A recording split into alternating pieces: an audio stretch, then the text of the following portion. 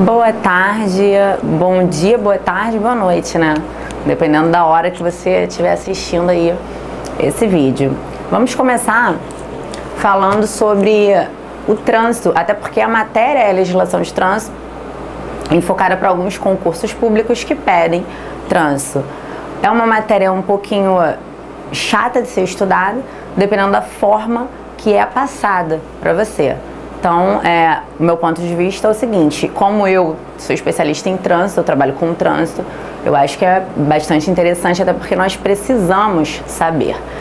Infelizmente, a maioria das pessoas acham que por dirigir, serem habilitados, têm um conhecimento com legislação de trânsito, e infelizmente isso não é real.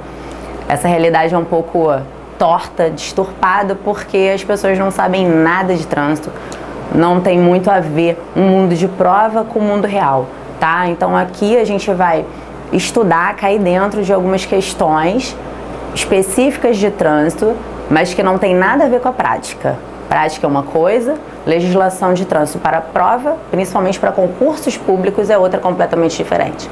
Outra coisa que é importante ressaltar é essa comparação que as pessoas fazem com a prova para o Detran, né, para tirar a primeira habilitação, a CNH, no caso a permissão para dirigir, com estudar para concurso. Muitos alunos me perguntam em sala de aula: ah, professora, será que eu estou estudando para tirar minha habilitação? Será que eu também posso estudar para acompanhando um cursinho preparatório que eu estou pleiteando aí fazer um concurso público? Tem nada a ver, nada a ver. Autoescola é autoescola, né? É bem básico. As coisas são bem rápidas, não tem como a gente passar a legislação de trânsito toda para o aluno em uma autoescola. Bem diferente de uma turminha de concurso público, que tem que ser um ponto maior, bem mais abrangente, com muito requinte de detalhes, né? E coisas que o aluno fica surpreso em descobrir, né? Como, por exemplo, muita gente que dirige habilitado não sabe nem qual é a infração de trânsito que comete se avançar um sinal vermelho. Ou também não sabem que existe uma infração de trânsito pedestre. E a infração é leve, mas 50% da leve, tá? A infração de trânsito leve equivale ao valor de R$53. E uns quebradinhos, você passando a 50% fica R$26,60. Essa infração é do pedestre. O pedestre também comete infração de trânsito, só que não é habitual, porque não há uma fiscalização.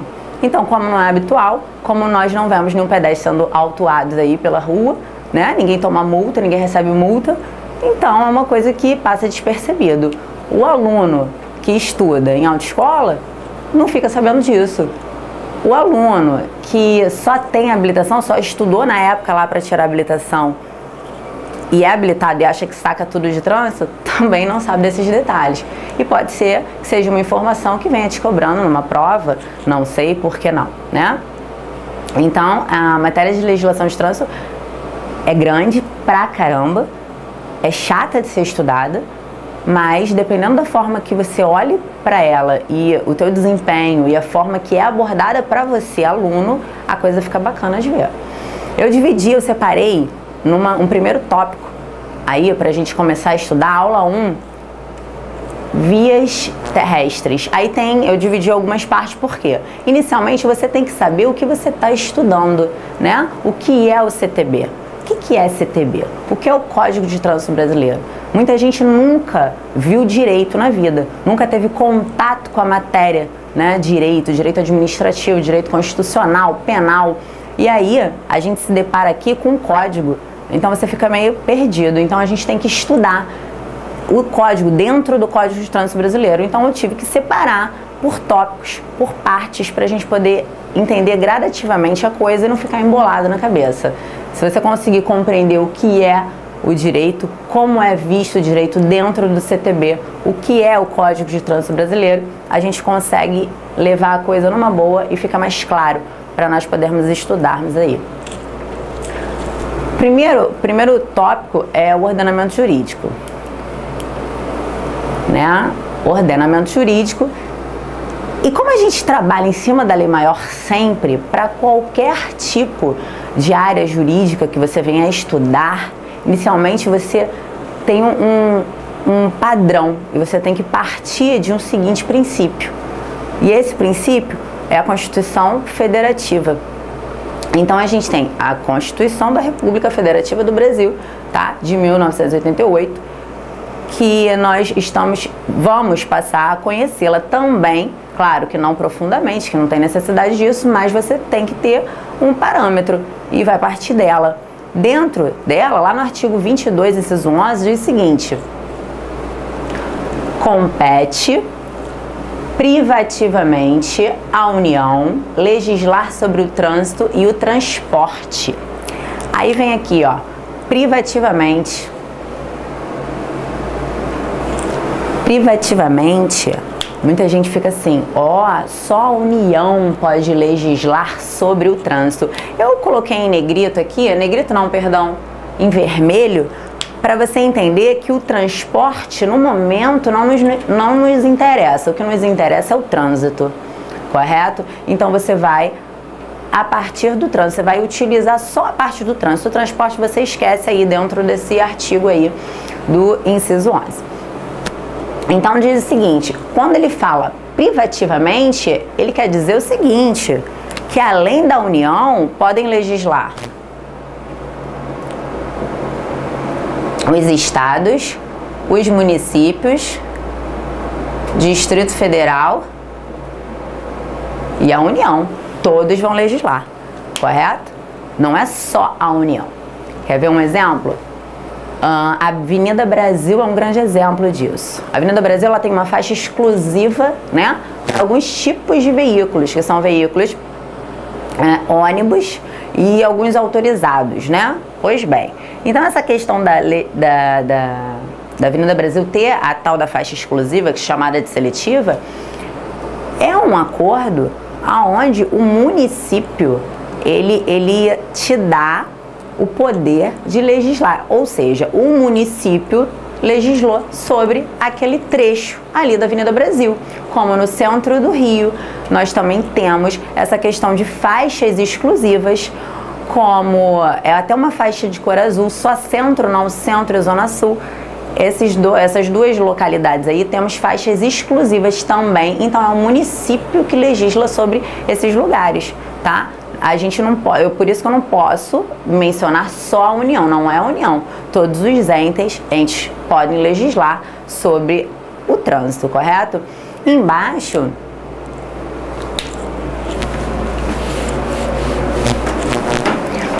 fala-se aqui, ó, artigo 30, compete ao município legislar sobre assuntos de seu interesse local. Ora, se é interesse local do município, ele tem, né, completo e todo o poder de legislar sobre aquela matéria, correto? Então, o que acontece como um grande exemplo disso também, alguns municípios, o rapaz, né, que trabalha em cima daquela carroça ou daquela charrete, ele não tem habilitação. Beleza, aqui no Rio de Janeiro a pessoa para trabalhar com isso, né, que transita aí ou trafega na via com carroça ou charrete, não tem habilitação CNH. Mas em alguns municípios sim, tem. Então cabe ao município dominar essa situação, cabe ele comandar, coordenar essa situação, correto? Então a gente coloca o seguinte, e vamos partir desse início, você tem que entender o seguinte, que a Constituição brasileira, ela é o topo, ela está lá em cima. E é ela que nos abre os caminhos para a gente poder entender, compreender e fazer e executar corretamente o que é o Código de Trânsito Brasileiro. Para a gente poder entender, tá? Quem manda, quem não manda, até onde pode, o que não pode.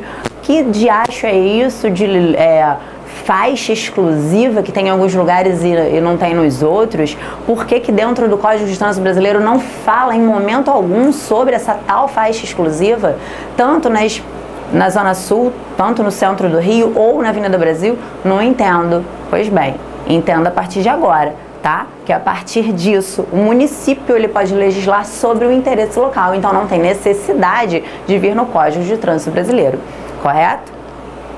Então vamos continuando aí, ó. Aí, posto isso, passada essa parte que você já está se localizando o que é Constituição Brasileira, que a Constituição Brasileira você tem que entender o início da coisa, a base da história, a gente parte do que é o Código de Trânsito Brasileiro. Afinal, o que é código, né? Código nada mais é que o livro. Um livro aonde traz normas e essas normas elas me proíbem ou me obrigam ou me restringem em fazer algo no trânsito. O código é um livro, tá? É um livro onde tem um número enorme, imenso. No caso do CTB, nós temos 341 artigos que falam sobre trânsito, sobre pedestres, sobre ciclistas, sobre caminhões, carretas, caminhonetas, carroças, charretes, ciclomotores, são variados. Tudo que está relacionado ao trânsito brasileiro está dentro desse livro. São normas. Nós precisamos de base, de diretrizes. Nenhum louco pode sair por aí dirigindo sem ter o conhecimento da legislação. E para eu ter o conhecimento da legislação, eu tenho que ter mais ou menos, pelo menos um pouco, de noção do que é CTB. O que é CTB? É esse tal desse livro, que dentro dele tem vários artigos onde você tem uma diretriz, onde você tem que se basear para poder a coisa fluir, para acontecer. E mesmo assim, nós tendo esse livro todo, cheio de normas, regulamentos, né, que a gente tem que seguir, a coisa não flui, né? A coisa não flui nem mais ou menos, porque é um absurdo o número de pessoas mortas em acidentes de trânsito. A cada 15 minutos morrem 6 pessoas em acidentes de trânsito. Então, assim, é realmente um absurdo essa história. Mas não é nosso intuito aqui falar sobre isso. Então, vamos voltar aí. O que diz ali? Ali diz o seguinte, que CTB, óbvio, né? Nem precisa eu colocar. Já falamos que o código é um livro onde tem as normas, onde te dá uma diretriz, onde você tem que seguir. Pois bem, o T significa trânsito, é óbvio, né? Trânsito, aí a gente vai entender o que é trânsito, tá? Vamos lá. Aqui no artigo 1º, fala que o trânsito de qualquer natureza aplica-se às vias terrestres do território nacional abertas à circulação. Rege por esse código. Muito bem, só que o que nos interessa agora, neste momento, é isso aqui, ó. Parágrafo 1º do artigo 1º, é isso que nos interessa. Fala assim, considera-se trânsito a utilização de vias. Vias. Primeiro ponto. Para você compreender o artigo, você tem que saber o que é uma via, né? É uma coisa que todo mundo acha que sabe o que é exatamente uma via. Vamos lá. A via. Sou muito boa de desenho, não.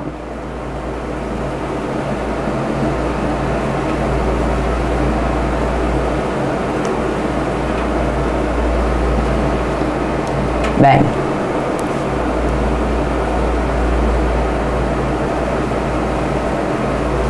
Vamos lá.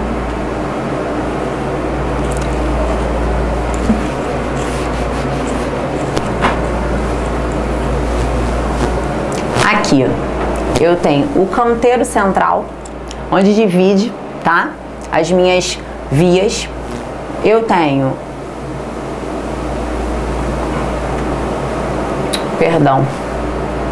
número 2, eu tenho a pista, a gente chama de pista de rolamento. O número 1 são as faixas de trânsito, tá? Muita gente fala assim, eu quero mudar de pista. Não, não. Você vai mudar de faixa de trânsito, correto? A pista de rolamento é a pista de ida ou a pista de vinda, beleza? Aqui eu tenho o acostamento.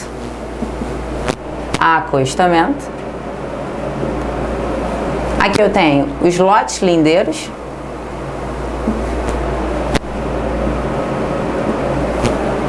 Então, toda essa minha área aqui, ó, é a via. A via compreende toda essa área aí. O acostamento, a ilha, o canteiro central, a pista de ida e de vinda e a faixa. Ou as faixas, né? É mais correto falar as faixas. Não existe uma faixa, uma única faixa. São as faixas. Isso é via. Desculpa aí pelo desenho, tá uma porcaria, mas não sou muito boa em desenhar, não. Pois bem, continuando, já que você agora sabe o que é via, você tem noção do que é via, tá? Você já sabe. Aquela noção que você tinha de via já morreu, não é mais a via que você conhecia, já morreu aquela, foi. A via é essa que eu acabei de apresentar aos senhores. Pois bem, vamos prosseguindo. Aí fala assim, a utilização de vias, beleza, por pessoas. Vamos lá. Pessoas, via. Pessoas, veículos, animais.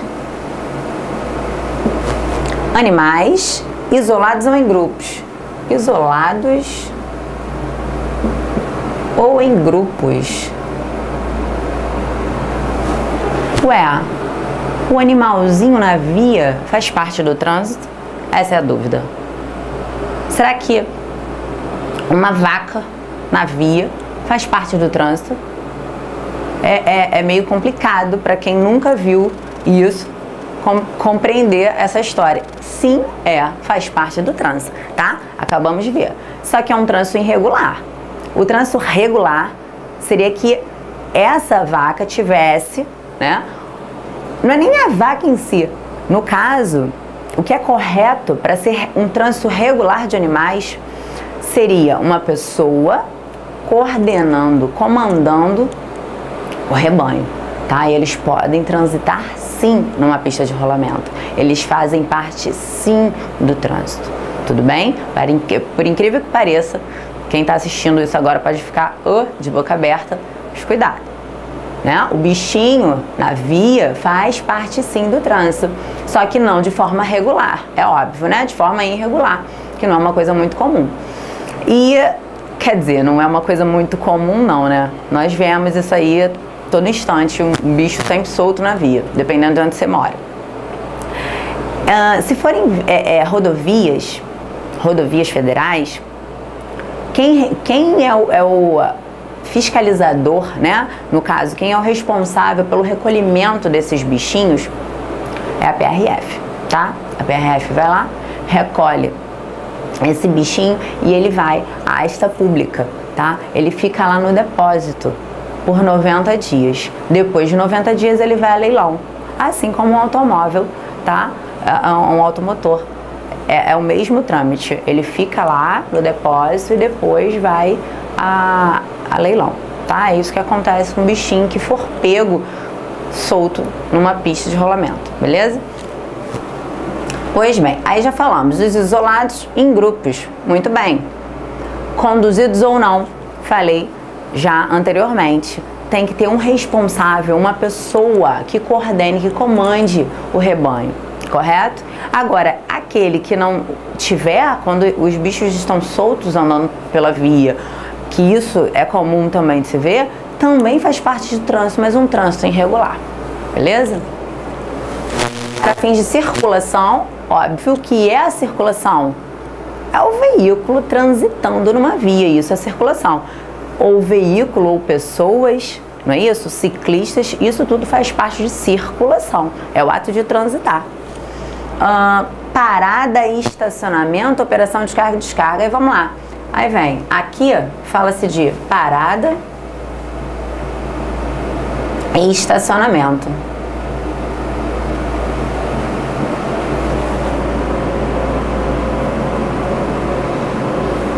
Que importante colocar ali, que é muito distinto a parada e o estacionamento, e as pessoas complicam, confundem, isso pode te pegar na prova. O que acontece? Parada é o simples ato de embarque e desembarque do veículo. Parei simplesmente para embarcar e desembarcar, tá? Quando você vê uma placa de regulamentação exatamente assim, ela proíbe o estacionamento, não está proibindo a parada, correto? Então, eu posso parar, mas eu não posso ultrapassar o tempo de embarque e desembarque. Muita gente não sabe exatamente o que é, né? Já caíram várias provas, concursos públicos, falando sobre, dando um exercício exatamente sobre isso, uma questão de prova exatamente sobre isso, falando o seguinte, uma mulher parou próximo a um banco e o marido pediu para que ela guardasse, que ele ia descer rapidamente para sacar um dinheiro. Enquanto isso, enquanto ele vai lá e saca, vem uma autoridade, um fiscal da lei, né? Não uma autoridade, enfim, é um agente de trânsito, um agente fiscalizador de trânsito, e autua. Correto essa autuação? Ela ficou lá esperando o marido voltar? É óbvio que está correto, né? Porque ela ultrapassou o tempo de embarque e desembarque. As pessoas ficam na dúvida o que é tempo de embarque e desembarque. Quer ver um exemplo muito comum? Na escola, todas as escolas geralmente tem uma placa dessa. As mães, ou até os pais, ou até, não sei, van, né, que vão fazer transporte escolar, eles não sabem limitar esse tempo de embarque e desembarque. Quando você para o veículo em frente a uma placa dessa e o simples ato de você de repente pegar uma merendeira, pegar um dinheiro na carteira para dar ao seu filho, dar beijo, ficar acariciando a criança antes dela descer do carro, já ultrapassou o limite de tempo de embarque e desembarque. Parada, parei o meu veículo automotor. A criança abre a porta, ou a criança ou qualquer outra pessoa que esteja dentro do meu carro. Abre a porta, desceu. Ou o inverso, parei, abriu a porta e entrou. Isso é parada. Isso é configurado a parada. Se eu ultrapassar esse tempo, é configurado estacionamento. Quer ver um exemplo? Quando eu estou dentro do meu veículo, procurando uma vaga num estacionamento de shopping. Estou procurando a vaga. Paro, fico aguardando uma pessoa sair com o seu veículo. A pessoa já está acionando a ré, colocou a seta, está saindo com o carro da vaga. Eu estou ali aguardando dentro do carro, carro ligado, ar-condicionado ligado, liguei o pisca-alerta. Essa minha ação é de estacionamento. Nunca pode ser comparado com parada, né? Acabei de falar que parada é o simples ato de embarque e desembarque.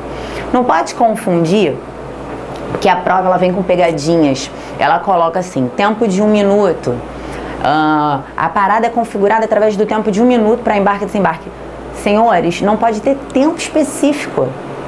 Acabei de falar, não tem tempo específico. Isso é pegadinha, é para pegar o aluno, tá? Isso não existe. Tempo específico na legislação de trânsito para embarque e desembarque. Isso é inexistente. Não existe. Se aparecer na prova, tempo de 1 minuto, longo período, curto período, não cai nessa. Por quê? Uma pessoa com mais idade não leva o mesmo tempo para um jovem descer de um veículo automotor.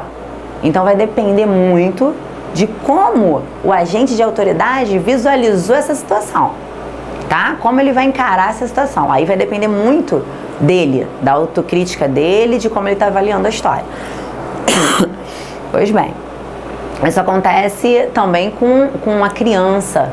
Ela demora um pouco mais para descer do veículo, né? Uma pessoa com algum tipo de deficiência, ela demora mais para descer de um veículo automotor.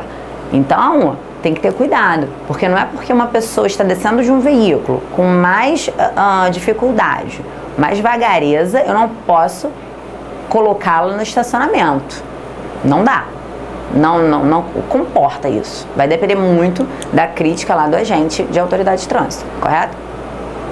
E aí, já que eu falei do estacionamento do shopping, eu me lembrei aqui de uma coisa importantíssima que fala sobre o pisca-alerta, tá? Muita gente se confunde. Eu tenho 3 situações para a utilização de pisca-alerta. Primeiro, que eu não posso, em hipótese alguma, usar o meu pisca-alerta em trânsito, tá? Eu tenho que usar o pisca-alerta quando eu parar o veículo. Efetivamente parei meu veículo automotor, aciono o pisca-alerta. 3 situações. Situação de emergência. Segunda situação, quando eu tenho uma sinalização que me indica isso. Quer ver? Por exemplo, Tem uma plaquinha assim, geralmente em frente à farmácia. Aí fica escrito assim, parada por 10 minutos com pisca-alerta.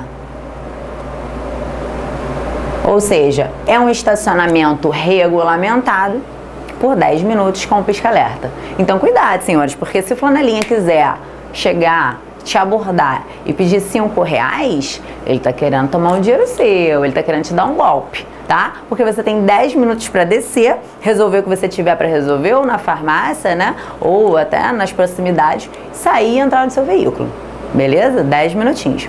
Agora, nessa situação é obrigatório que eu use pisca-alerta, tá? Se eu não usar, a minha infração é leve.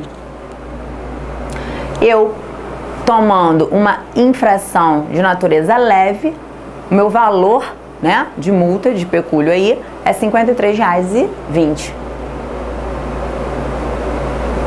Vou começar a falar os valores das infrações de trânsito, porque isso é muito importante que você saiba. É muito importante que você já vá colocando isso, inserindo isso na sua cabecinha. E como são muitos números, vem centavos e vem os aumentos de gravíssimas, né? Eu posso aumentar até por 20 com a nova lei seca. Agora eu posso ter a minha gravíssima aumentada até por 20, né? R$3.000. Então, quer dizer, é importante que eu coloque isso nas aulas. Então, eu vou falando e vou sempre falando o valor das infrações para você já ir assistindo e ouvindo e entrando por osmose na sua cabecinha. Tem também a situação, para a gente fechar o pisca-alerta, a situação de quando você para por circunstâncias alheias à sua vontade, né? Por necessidade mesmo, aconteceu um problema, o carro quebrou, uma coisa muito séria aconteceu, você tem que parar, o pneu furou, você tem que parar, tem que utilizar o pisca-alerta. Então só tem 3 situações para utilizar o pisca-alerta. Fora isso, negativo, tá? Dentro do shopping, usar o pisca-alerta para aguardar aí a minha vaga, oportunidade de eu estacionar o meu veículo, não pode. Agora, o shopping já é meio complicado da gente falar, é um momento mais à frente, tá? Eu vou colocar isso num momento mais à frente, não adianta eu falar sobre shopping agora, porque não é próprio para isso. Eu vou te explicar com relação a essa coisa de seta no shopping, não seta no shopping, pisca-alerta no shopping, cometer uma infração no shopping, estacionar o meu carro num espaço para idoso ou no espaço para deficiente, é infração? Não é infração dentro do shopping? Como é que isso é visto pelo CTB, né? Mas não é o momento de falar sobre isso agora. Pois bem, falamos de circulação, parada e estacionamento, tá? Já sabemos diferenciar uma coisa da outra. Uma dica legal para você nunca mais esquecer estacionamento: quando você tem uma relação com uma pessoa, um relacionamento novo, né? Conhece um gatinho e tá ali naquele amor todo, aí o cara vai te deixar na porta do teu trabalho. Então, você para com o carro e ao invés de acontecer a parada, vai ocorrer o quê? O estacionamento. Porque antes de você descer do veículo, ele vai querer te dar um beijo, uma cafungadinha no pescoço. Tem toda aquela história antes de você descer para ir ao seu trabalho, correto? Então aí já foi configurado o estacionamento. Já a parada a gente pode diferenciar com a mesma situação, mas não de um relacionamento novo. De um casamento de mais de 30 anos, que a coisa já fica meio desgastada, né? Então, quando você tá muito tempo casado, quando você para deixar a esposa na porta do trabalho dela, você fala, desce mulher, desce logo, desce logo. Aí a mulher sai correndo, coitada, do carro, quase caindo, tocando cavaco na rua, e o marido arranca porque acha que o guarda vai autuá-lo e não pode. Então a parada é configurada por um casamento de mais de 30 anos e o estacionamento a gente pode até configurar pelo novo relacionamento, pela coisa recente que está mais fresquinho, beleza? Olha aqui. Quando a gente fala, só para a gente fechar essa partezinha, quando a gente fala de operação de carga e descarga, isso é bacana, porque muita gente acha, muita gente mesmo, acha que você fez compras no mercado, botou tudo na mala do seu carro ou até mesmo dentro do seu veículo, abarrotou o veículo de compras, vai para casa. Você para no meio da rua para descarregar a mercadoria. Você não para no meio da rua, você estaciona o seu veículo para fazer o desembarque das mercadorias. É isso que acontece, tá? É uma coisa muito lógica. Então, quando você leva a sua mãe na rodoviária Novo Rio, por exemplo, ela vai viajar, você não pode... Antigamente, até existia uma placa lá proibindo o seu estacionamento. Ou seja, ele induzia, né? Ele induzia não, porque a placa de regulamentação, ela te obriga. Essa placa, ela te obrigava a estacionar num outro local para fazer o desembarque, tá? O desembarque e o descarregamento das malas, beleza? Só que hoje, se você passar lá,